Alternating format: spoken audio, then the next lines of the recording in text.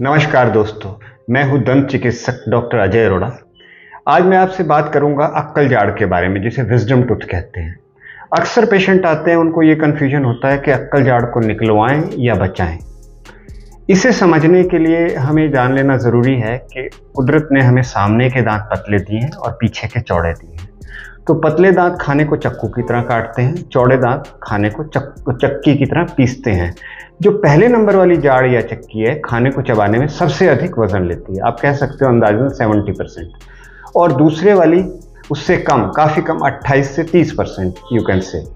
और तीसरे वाली आप कह सकते हो कि 0 से 2% वजन लेती है। मतलब कुदरत ने उसको नॉन फंक्शनल बनाया है, वो काम करने में, खाने को चबाने में कोई अधिक मदद नहीं करती। ऐसा क्यों है? हजारों वर्ष पूर्व आदमी जंगलों में रहता था, वहाँ कच्चा भोजन खाता था, कच्चा मांस खाता था, तो इसके लिए उसे बड़े जबड़े की ज़रूरत पड़ती थी। तो उस बड़े जबड़े में ये तीनों जाड़ें अच्छे से अपना स्थान बना लेती थी। लेकिन समय के साथ साथ जैसे जैसे जैव विकास हुआ, मानव ने आग की खोज की, उसने भोजन को पकाकर खाना शुरू किया, तो उसे उतनी फोर्स की, उतनी ताकत लगाने की भोजन को चबाने में ज़रूरत नहीं पड़ती थी। तो इसलिए तीसरे नंबर वाली जाड़, क्योंकि जबड़े का साइज़ छोटा हो गया, तो ये जो तीसरे नंबर वाली जाड़ का काम भी कम हो गया, क्योंकि उतनी ज़्यादा फोर्स की, ताकत की ज़रूरत ही नहीं पड़ती थी खाने को चबाने के लिए। तो जबड़े का साइज़ तो छोटा हो गया, आकार तो छोटा हो गया नीचे के जबड़े का, लेकिन दांतों की संख्या ऐसी ही रही। मतलब तीसरे नंबर वाली जाड़ को, विजडम टूथ को, हम अवशेषी अंग कहते हैं या वेस्टिजियल ऑर्गन। ये ऐसे अवशेषी अंग हैं जो एक समय पे हमारे शरीर में पूरा काम करते थे, लेकिन जैव विकास के दौरान उनकी उपयोगिता समाप्त होती गई। इसी तरह अपेंडिक्स भी है। एक समय में हम कच्चा भोजन खाते थे, वो सेल्यूलोज को पचाने के लिए उसकी आवश्यकता पड़ती थी, तो तब अपेंडिक्स काम करती थी, लेकिन धीरे धीरे उसका योग्यता भी समाप्त हो गई, उसकी उपयोगिता भी शरीर में समाप्त हो गई। इसलिए अपेंडिक्स कोई प्रॉब्लम करती तो डॉक्टर कहते हैं निकलवा दो। इसी तरह जो विजडम टूथ है या अक्कल जाड़, अगर कोई दिक्कत देता है तो डॉक्टर कहते हैं निकलवा दो। इसमें क्या है कि एक तो विजडम टूथ बहुत कम ही जो है बिल्कुल सीधी आती है, या तो वो टेढ़ा पड़ा होता है, दूसरे नंबर वाली जाड़ की तरफ झुका होता है, या उससे दूर झुका होता है, या नीचे लेटा हुआ होता है।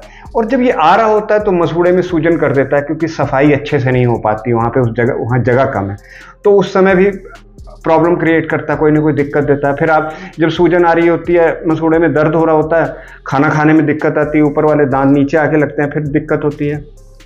तो ऐसी अवस्था में जब बार बार कोई दिक्कत दे रहा होता है दांत, तो पेशेंट जब हमारे पास पहली बार आता है तो हम उसको दवाई लिख के दे देते हैं, ठीक हो गया, ठीक है। अगर दूसरी बार भी दिक्कत हो गई तो उसको फिर दवाई लिख के दे देते हैं, वो ठीक हो जाता है। लेकिन अगर तीसरी बार होती है तो हम पेशेंट को कहते हैं कि इस दांत को निकलवा दो। क्यों निकलवा दो?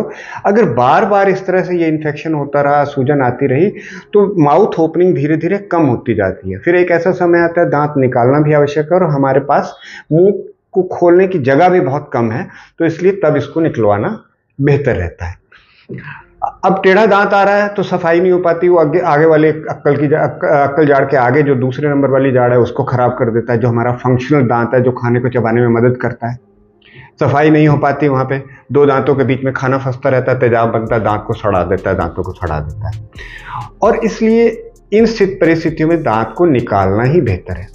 कुछ ऐसा ज़रूरी नहीं है कि अक्कल जाड़ है तो उसको निकालना ही निकालना, ऐसा नहीं है। कुछ परिस्थितियों में अगर हम सफाई अच्छे से कर सकते हैं, हमारे जबड़े में पर्याप्त जगह है उसे साफ करने की, तो हम उससे बचा भी सकते हैं, अगर वो कोई प्रॉब्लम नहीं कर रहा है। और दूसरी बात है कि कई बार दूसरे नंबर वाली जाड़ नहीं है, हमें फिक्स ब्रिज बनाना है, फिर फिक्स दांत बनाना है, तो पीछे वाला दांत पिलर की तरह इस्तेमाल, आगे और पीछे वाले दांत को पिलर की तरह इस्तेमाल करते हैं, पिलर की तरह इस्तेमाल भी कर सकते हैं। तो मेरी ये सारी बातों से उम्मीद करता हूं कि आपको ये सब समझ आया होगा कि इसे निकलवाने की क्यों आवश्यकता और कहां बचाएं।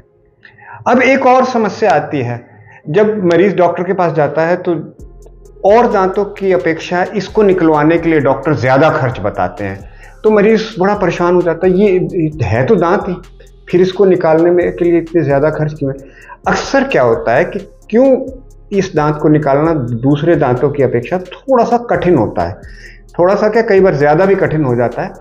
कारण ये है कि एक तो इसकी जो पोजीशन है, जहाँ पे ये है जबड़े की हड्डी में, वो कुछ हड्डी जो है, जहाँ पे हड्डी मुड़ती है हमारे जबड़े में, उस जगह पे है, नीचे वाले जबड़े के सबसे आखिर में होता है। अब इसको ऐसे समझो कि एक कील मिट्टी में गढ़ा हुआ है और एक सीमेंट में। तो मिट्टी में जो कील गढ़ा है वो तो आसानी से निकलेगा, लेकिन सीमेंट वाला कील थोड़ी मुश्किल से निकलता है। तो ऐसे ही जो नीचे वाले जबड़े की हड्डी होती है, जहाँ पे नीचे का जबड़ा आखिर में तीसरे नंबर वाली जाड़ होती है, वहाँ की हड्डी की जो डेंसिटी या घनता है, सघनता है, वो थोड़ी अधिक होती है जबड़े के बाकी हिस्सों में जहाँ पे दांत हैं। तो इसलिए यहाँ पे ग्रिप ज़्यादा आ जाती है। जैसे आपने देखा होगा कि पानी के पाइप जहाँ मुड़ते हैं वहाँ थोड़े मोटे हो जाते हैं, ऐसे ही जहाँ पे जब ये हड्डी जबड़े की यहाँ मुड़ती है तो यहाँ पे थिक हो जाती है, वो सघन हो जाती है, तो पकड़ बहुत ज़्यादा हो जाती है। और दूसरी बात यह है कि दांत अक्सर टेढ़ा पड़ा होता है। सीधा दांत हो तो हम ऊपर की तरफ खींच सकते हैं, लेकिन टेढ़े दांत को आगे जो दांत है वो रोकता है। अगर वो पीछे की तरफ पड़ा होगा तो हड्डी उसको रोकेगी। तो इसलिए उसको पूरे ढंग से सोच समझ के निकालना पड़ता है, उसको प्लान करके। और तीसरी चीज़ है, तीसरे नंबर वाली जाड़ की जड़ के पास बिल्कुल एक हमारे यहाँ नस जा रही है जो नीचे वाले जबड़े को, सारे जबड़े को जाती है। तो जब ये यहाँ पे होती है तो बिल्कुल हड्डी हमारे जड़ के पास होती है, फिर आगे वाले दांतों में थोड़ी नीचे हो जाती है। तो जब भी हमें ये दांत निकालना होता है तो पहले तो हम एक्सरे करते हैं, और छोटा एक्सरे करते हैं या फिर बड़ा एक्सरे करते हैं ताकि उसकी पोजीशन अच्छे से हो जाए। तो उसको प्लान करके निकाला जाता है। प्लान करके निकाला जाता है क्योंकि कई बार क्या होता है कि ये जो नस के में चोट लगने की या उसके इंजर होने की संभावना बढ़ जाती है, तो उसकी वजह से 6 महीने से लेकर 1 साल तक आगे के हिस्से में सेंसेशन जो है खत्म हो जाती है। बाद में लौट आती है लेकिन वो सेंसेशन खत्म होने की संभावना रहती है। तो इसलिए अच्छा यही है, डेंटिस्ट ये सोचता है कि इसको मैं खुद ना निकलवा के जो स्पेशलिस्ट है उससे निकलवाऊं, जिसकी ट्रेनिंग है इसमें, जो रोज ये काम कर रहा है, ताकि पेशेंट जो है सेफ रहे। इसलिए वो किसी मैक्सिलोफेशियल सर्जन को या जो स्पेशलिस्ट है उसको बुला के इस दांत को निकलवाना पसंद करते हैं। ये वो डेंटिस्ट ही तय करता है कि इसको मैं खुद निकालूं या मैं किसी स्पेशलिस्ट को बुला के निकलवाऊं। तो ये आपको अपने डेंटिस्ट से समझना पड़ेगा कि क्यों वो किसी और डेंटिस्ट को या मैक्सिलोफेशियल सर्जन को, स्पेशलिस्ट को बुला के निकलवाना चाहता है, ताकि आप सेफ रहो। जो आदमी रोज कर रहा है, जिसकी ट्रेनिंग है, तो वो अच्छे ढंग से कर पाएगा। तो ये तो सारी हमारी बातें थी कि इस दांत को निकलवाने में भी समय लगता है। मसूड़ा हटा के, हड्डी को हटा के फिर दांत निकालना पड़ता है, तो इसलिए थोड़ा समय भी लग सकता है। तो ये परामर्श जो आपके दंत चिकित्सक आपके लिए सही समझेंगे, वो आपको उसी तरह से ढंग से आपको परामर्श करेंगे। तो आप अपने दंत चिकित्सक की राय के अनुसार ही चले तो अच्छा होगा। धन्यवाद। अगर आपको ये वीडियो पसंद आया तो आप अपने दोस्तों से अधिक शेयर करें। अगर आपका कोई सवाल है तो स्क्रीन पे मेरा व्हाट्सएप नंबर आ रहा है, आप उस पर सवाल पूछ सकते हैं ताकि मैं उसका जवाब दे सकूं। Thank you.